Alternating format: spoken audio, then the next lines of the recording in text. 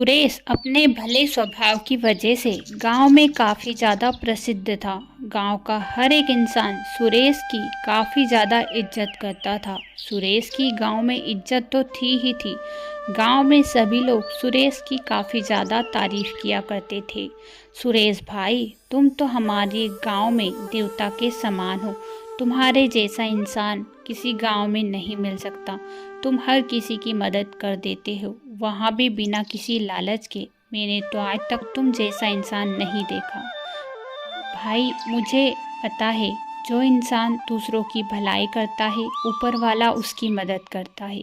वो कहते हैं ना, कर भला तो हो भला। यही कहावत बिल्कुल सही है और मैं इसी पर चलता हूँ। इसीलिए तो मैं लोगों की मदद करता हूँ। लोगों की मदद करना मुझे काफ़ी ज़्यादा अच्छा लगता है। वो तो पता है भाई, लेकिन दिल भी तो होना चाहिए ना। हर किसी इंसान का दिल तुम्हारे जैसा नहीं हो सकता कि वह लोगों की मदद करे।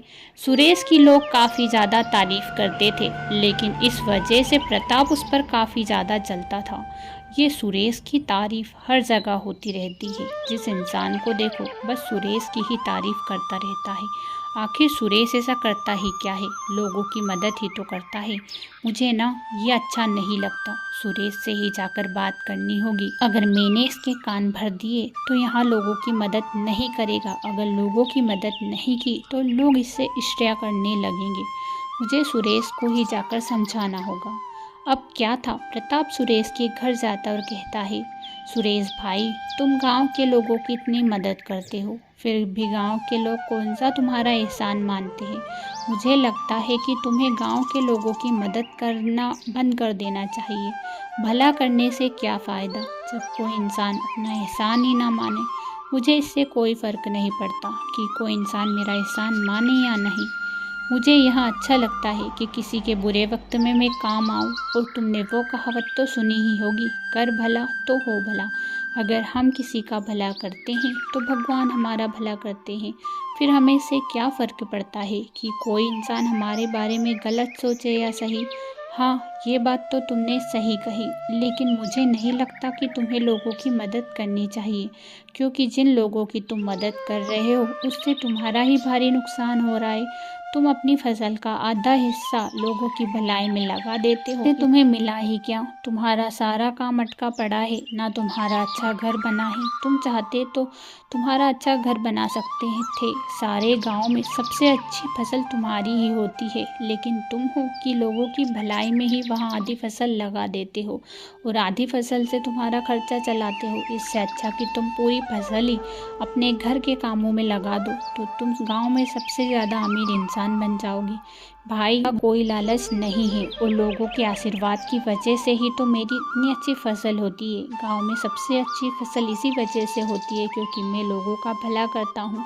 इसीलिए मैं आधा हिस्सा लोगों की भलाई में लगा देता हूँ, चाहे मुझे 4 गुना फसल हो। और अगर इससे अच्छी फसल हुई तो भी मैं आधी फसल लोगों की भलाई में ही लगाऊंगा। मेरा यहाँ कर्म है कि मैं लोगों का भला करूँ।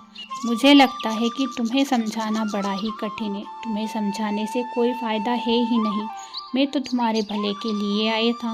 मैं तुम्हारा अच्छा दोस्त हूँ, इसीलिए तुम्हारा भला चाहता हूँ, वरना किसी दूसरे इंसान ने तो अभी तक तुमसे ये बात कही ही नहीं। मुझे पता है प्रताप कि तुम मेरे अच्छे दोस्त हो, मेरा भला चाहते हो, लेकिन फिर भी मुझे यहाँ बात अच्छी नहीं लगती कि तुम मुझसे दोबारा ऐसी बात करो। मैं लोगों का हमेशा भला करता आया हूँ और मैं लोगों का भला करता रहूँगा। मुझे इससे फ़र्क नहीं पड़ता कि लोग मेरे बारे में यह क्या सोचते हैं।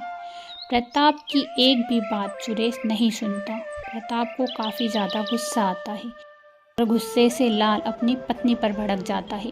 तुमसे कितनी बार कहा है कि मेरी काम में टांग मत अड़ाया करो। मैंने कहा था कि सुबह मुझे गोभी की सब्जी चाहिए, लेकिन तुमने मुझे गोभी की सब्जी बनाकर नहीं दी और अब पता नहीं क्या खाना बना रही हो। ए जी, आप इतना गुस्सा क्यों हो रहे हो?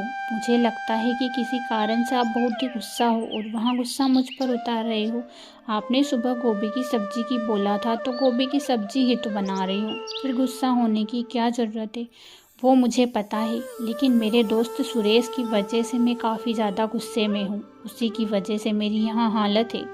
लेकिन हो क्या गया है, मुझे पूरी बात तो बताइए, तभी तो मुझे पता लगेगा कि आपके साथ क्या घटना हुई है और तभी तो मैं उसका पता लगा पाऊंगी।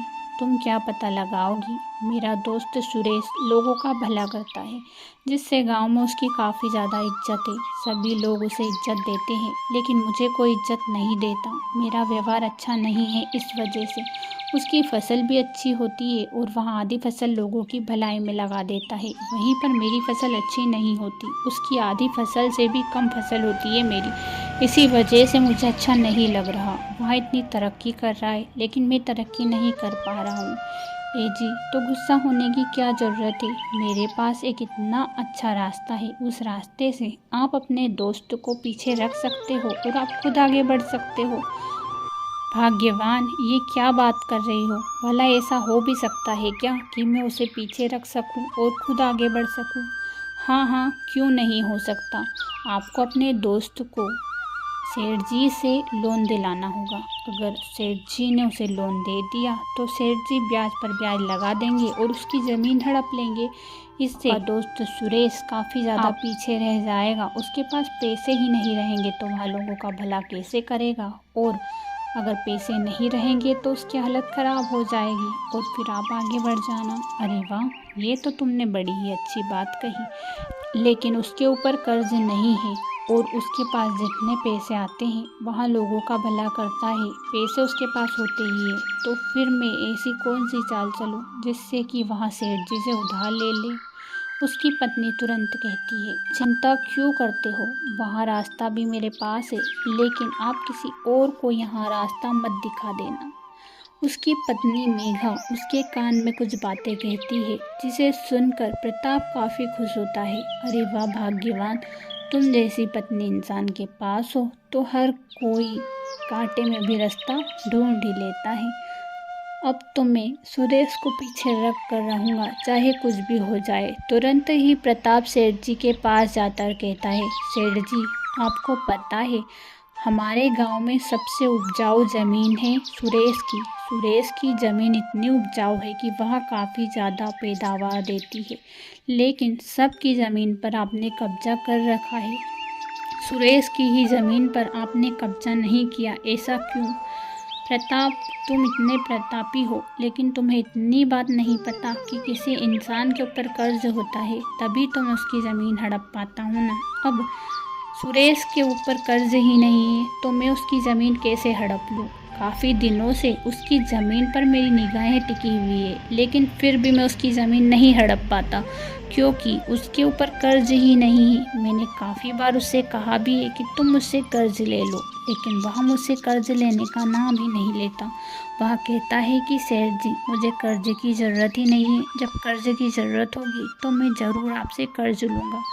हाँ सेठ जी, ये बात तो आपने सही कही, लेकिन अगर आपको उसकी ज़मीन हड़पनी है तो मेरे पास एक अच्छा सा रास्ता है। अगर आप साथ दे दोगे तो हम दोनों ही मिलकर उसकी ज़मीन हड़प लेंगे। आप हड़प लेना और हाँ, उसके ऊपर ब्याज चढ़ा देना, जिससे आपको पैसे भी मिल जाएंगे और उसकी ज़मीन भी मिल जाएगी। अरे प्रताप, की कैसी बात कर रही हो? आखिर ऐसा कौन सा रास्ता है जिससे मैं सुरेश की ज़मीन हड़प पाऊँगा? सेठ जी, आप ध्यान से सुनिए। आपको तो पता ही है, सुरेश लोगों का भला करता है और वह भलाई में काफ़ी ज़्यादा मशहूर है। इसके लिए आपको किसी ऐसी औरत को उसके पास भेजना होगा जो काफ़ी ज़्यादा गरीब है और जिसे पैसों की काफ़ी ज़्यादा ज़रूरत है और आज तक सुरेश ने उसे देखा तक नहीं है। और वह औरत उससे कहेगी कि उसकी बेटी की शादी, उसे धन की ज़रूरत है। आपको तो पता ही है कि अभी फसल नहीं बिकी, ना ही फसल आई है। इसी वजह से सुरेश के पास पैसे नहीं होंगे। इतने पैसे किसी के पास नहीं होते कि शादी हो सके। वह आपके पास आएगा और पैसे उधार मांगेगा, कर्ज लेगा और फिर आप उस पर ब्याज चढ़ा देना और थोड़े ही दिनों बाद उसकी ज़मीन हड़प लेना। यह रास्ता ऐसा है कि इससे आपको काफ़ी ज़्यादा फ़ायदा भी होगा और इससे आप उसकी ज़मीन भी हड़प पाओगे। प्रताप, तुमने तो बहुत ही अच्छा दिमाग लगाया। सच में तुम बहुत ही प्रतापी हो। अब यहाँ बात सुनकर तो मैं सुरेश की ज़मीन हड़प ही लूँगा, चाहे कुछ भी हो जाए। लेकिन क्या पता वहाँ मुझसे ही कर्ज ले या किसी और से कर्ज लेगा। नहीं नहीं, आपको तो पता ही है, जब तक मैं हूँ वहाँ आपसे ही कर्ज लेगा। अब क्या था, प्रताप अपने दोस्त के पास जाता और काफ़ी देर तक बातें करने लगता है कि एक बुजुर्ग तुरंत वहाँ आती है। बेटा सुरेश, मैंने सुना है कि तुम काफ़ी ज़्यादा दयावान हो, लोगों का काफ़ी ज़्यादा भला करते हो। मैंने तुम्हारी काफ़ी ज़्यादा तारीफ सुनी है। तुम्हें पता है मुझे पैसों की काफ़ी ज़्यादा ज़रूरत है, क्योंकि मेरी बेटी की शादी होने वाली है और एक दिन पहले ही चोरी हो गई है। मेरे पास इतने पैसे नहीं हैं। मैंने काफ़ी ज़्यादा लोगों से मदद मांगी, किसी ने मेरी मदद नहीं की, लेकिन सब ने एक ही रास्ता दिखाया कि सुरेश नाम का एक आदमी है जो लोगों का काफ़ी ज़्यादा भला करता है। अगर आप उसके पास जाओगी तो वह आपकी मदद ज़रूर करेगा। मैंने तुम्हारा काफ़ी नाम सुना है बेटा, मेरी मदद कर दो, मुझे पैसों की काफ़ी ज़्यादा ज़रूरत है। अगर तुमने मेरी मदद नहीं की तो मैं आज ही आत्महत्या कर लूँगी। बेटा मेरी मदद कर दो। सुरेश काफ़ी ज़्यादा चिंतित था क्योंकि उसके पास इतने पैसे नहीं थे। माँ जी, मैं आपकी मदद तो कर देता हूँ, लेकिन अभी मेरे पास इतने पैसे नहीं हैं। अगर मेरे पास ज़्यादा पैसे होते तो मैं आपकी मदद ज़रूर करता। तुरंत ही प्रताप कहता है, अरे तुम चिंता क्यों करते हो, हमारे सेठ जी हैं ना, उनसे तुम उधार पैसे ले लो, वहाँ तुम्हें उधार पैसे ज़रूर दे देंगे। और तुम्हारा नाम तो वैसे भी तुम्हारा नाम तो गांव में चलता है कि तुम कितने भले इंसान हो, तो सेठ जी तुम्हें पैसे देने से कभी इनकार नहीं करेंगे। हाँ हाँ, ये बात तो तुमने बिल्कुल सही कही प्रताप। अच्छा हुआ कि तुमने मुझे ये रास्ता दिखा दिया। अब मैं अभी सेठ जी से पैसे ले आता हूँ। तुरंत ही सुरेश सेठ जी के पास जाता और कहता है, सेठ जी मुझे कुछ पैसे की ज़रूरत है, आप अगर मुझे कुछ पैसे दे दोगे तो आपका बड़ा ही एहसान होगा। हाँ हाँ सुरेश, क्यों नहीं, तुम्हारा नाम तो इस गांव में काफ़ी ज़्यादा चलता है, तुम इस गांव में लोगों का भला करते हो, इसीलिए ना, तो फिर मैं तुम्हें उधार पैसे क्यों नहीं दूंगा, मैं ज़रूर तुम्हें उधार पैसे दूंगा। तुरंत ही सेठ उसे उधार पैसे दे देता है, जिसे पाकर सुरेश काफ़ी ज़्यादा खुश हो जाता है और वहाँ पैसे उस बुजुर्ग औरत को दे देता है। लीजिए माँ जी, यहाँ पैसे, अब आप अपनी बेटी की शादी अपनी इच्छा के अनुसार कीजिए, आपको चिंता करने की अब कोई ज़रूरत नहीं है, इतने पैसों में उसकी शादी हो जाएगी। बुजुर्ग औरत वहाँ से चली जाती है। बुजुर्ग औरत तुरंत ही सेठ के पास जाकर उन्हें पैसे देते हुए कहती है, लीजिए सेठ जी, ये आपके पैसे। उस इंसान ने पैसे मुझे दे दिए, आपके पैसे फिर आपके पास ही आ गए। हाँ, ये बात तो बिल्कुल सही है, प्रताप का दिमाग तो बहुत ही अच्छा चलता है, मेरे पैसे भी मेरे पास आ गए और अब देख लेना सुरेश की ज़मीन भी मेरे हाथ आ जाएगी, जिसका सपना मैं कई दिनों से देख रहा था। ऐसे ही कुछ समय बीतता चला जाता है कि सुरेश की फसल आ जाती है। मेरी फसल भी आ गई है और फसल को बेच भी दिया है। अब मुझे लगता है कि सेठ जी का कर्ज चुकता करने का समय आ गया है, मुझे सेठ जी का कर्ज चुकता कर देना चाहिए। सुरेश तुरंत ही सेठ जी के पास जाता और कहता है, लीजिए सेठ जी, ये आपका कर्ज जितना भी था मैंने चुकता कर दिया है, यह आपका सारा कर्ज। अरे ये क्या कर्ज, कर्ज तो अभी बाकी है, ब्याज बाकी है, कर्ज है तो है, ब्याज कितना हो गया तुम्हें पता भी है।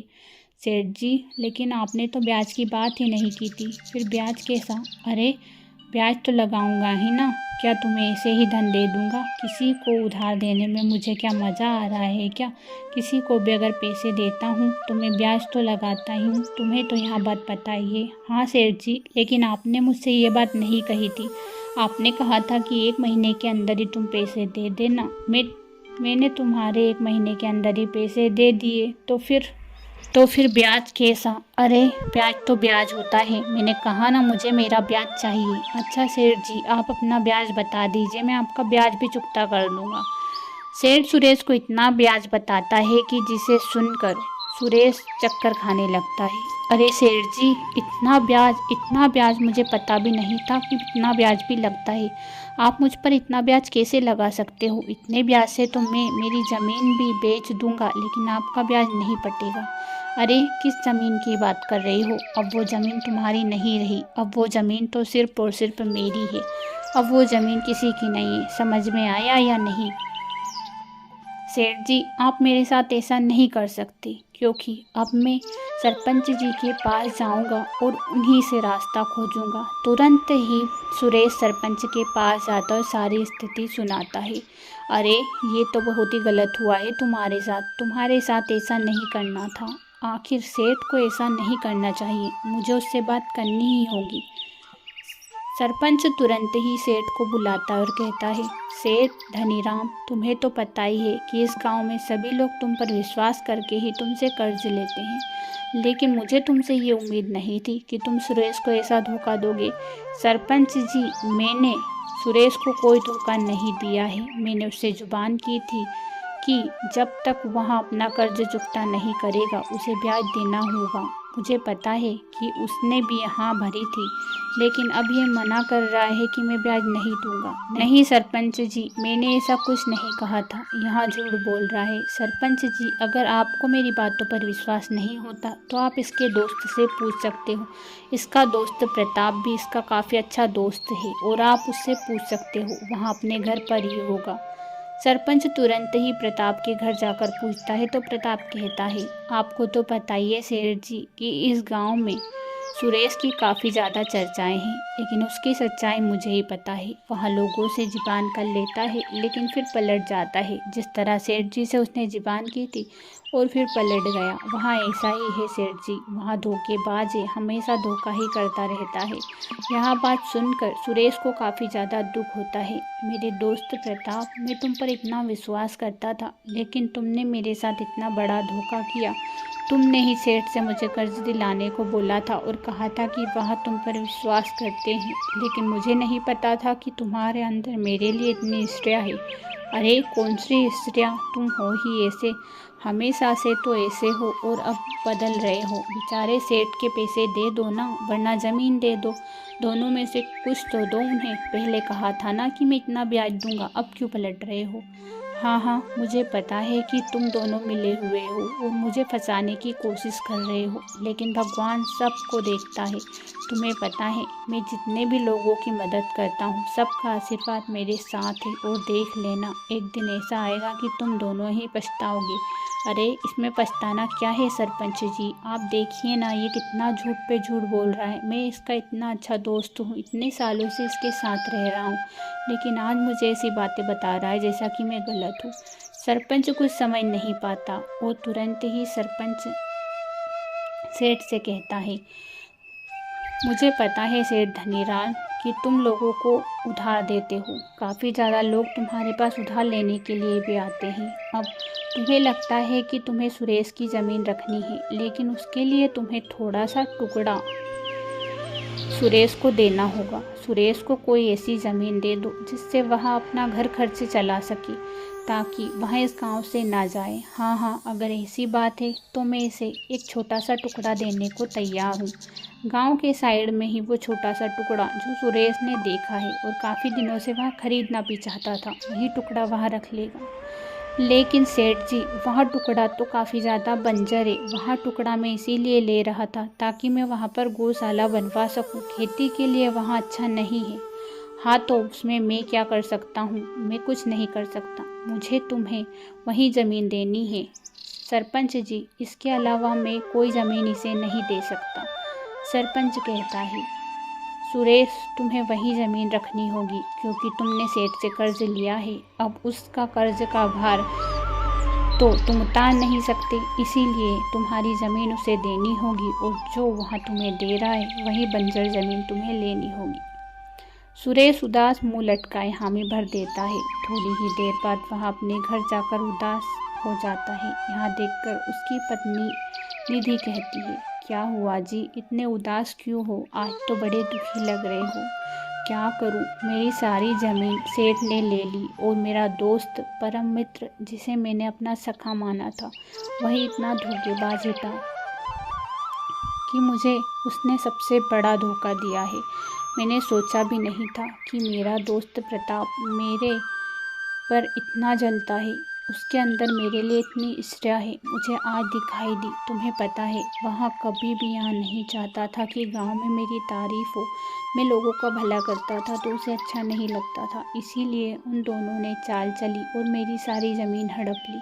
मुझे तो सब पता था, लेकिन अब क्या कर सकते हैं। आपका दोस्त प्रताप ऐसा ही है, लेकिन मैं अगर कहती तो आपको अच्छा नहीं लगता। लेकिन आप लोगों का कितना भला करते हो, इससे हमें क्या मिला? यही मिला ना। मैं आज भी विश्वास करता हूँ कि अगर हम लोगों का भला करते हैं तो हमारा भी भला ज़रूर होता है। वो कहावत तो तुमने सुनी ही होगी ना, कर भला तो हो भला। लेकिन मैं कभी भी नहीं हारूंगा। मैं फिर से उस बंजर ज़मीन को उपजाऊ बनाऊंगा और खेती करूंगा। अब क्या था, सुरेश दूसरे ही दिन अपने खेतों पर मेहनत करने के लिए चला जाता है। अब क्या था, सुरेश दूसरे ही दिन खेतों पर जाकर देखता है। खेत काफ़ी ज़्यादा बंजर था, लेकिन फिर भी सुरेश हार नहीं मानता। चाहे कुछ भी हो जाए, इस बंजर ज़मीन को मुझे उपजाऊ बनाना ही होगा। भले ही मेरे दोस्त वो सेठ ने मुझे धोखा दिया हो, लेकिन मेरी मेहनत तो मेरे पास ही है ना। अब देख लेना, वो दोनों खुद ही पछताएंगे। जैसे ही वह आगे बढ़ता है तो उसे सोने से भरा हुआ एक जैसे ही सुरेश आगे बढ़ता है तो सोने से भरा हुआ एक पेटी दिखाई देता है, जिसे देखकर सुरेश हैरान था। अरे ये क्या है? ये तो सोने से भरी हुई टोकरी है। इस पेटी से तो मैं काफ़ी ज़्यादा ज़मीन खरीद सकता हूँ। मुझे लगता है यहाँ खेतों में से ही निकली है। सुरेश काफ़ी ज़्यादा खुश हो जाता है। वह अपने घर जाकर अपनी पत्नी को वहाँ सब बताता है। देखो ना, कितनी बड़ी पेटी है। इस पेटी से तो हम कितनी ही ज़मीन खरीद सकते हैं। देखो ना, ये सोने से भरी पेटी मुझे खेतों में से मिली, और उसी खेत से जिस खेत को मैं बंजर समझता था। ये तो बहुत ही ज़्यादा सोना है। हाँ जी, ये बात तो बिल्कुल सही कह रहे हो। यहाँ तो काफ़ी ज़्यादा सोना है। इससे तो आप सैकड़ों ज़मीन खरीद सकते हो, और उस ज़मीन से भी ज़्यादा ज़मीन आपके पास हो सकती है। मैंने कहा था ना, लोगों का भला करने से ही मेरे साथ यहाँ हुआ है। कर भला तो हो भला, इसी के लिए मेरे साथ ऐसा हुआ है। यहाँ सारी चीज़ें प्रताप सुन रहा था। अरे, इसकी किस्मत तो फिर से चमक गई। इसके पास इतना सोना आ गया कि फिर से गांव का धनवान इंसान बन गया। वहाँ सेठ को जाकर यहाँ सारी बात बताता है। सेठ अपना सर पटकता है। प्रताप, तुम्हारी वजह से ही मेरी बंजर ज़मीन उसके पास गई। अगर आज उसके पास नहीं होती तो फिर वहाँ सोना मेरे पास होता। तुम्हारी ही गलती है प्रताप। दोनों काफ़ी ज़्यादा झगड़ने लगती है। दोनों में झगड़ा हो जाता है और फिर सेठ प्रताप की ज़मीन हड़प लेता है। इसी तरह प्रताप थोड़े ही दिनों बाद भुखमरी की स्थिति में आ जाता है, और कुछ ही दिनों बाद सेठ की भी सारी ज़मीन बिक जाती। इसी तरह दोनों की स्थिति काफ़ी ज़्यादा खराब हो गई थी। लेकिन इधर सुरेश की स्थिति काफ़ी ज़्यादा अच्छी थी। वह अपना अच्छा घर मकान तो बनवा ही लेता है, लेकिन लोगों का भला करना कभी नहीं छोड़ता।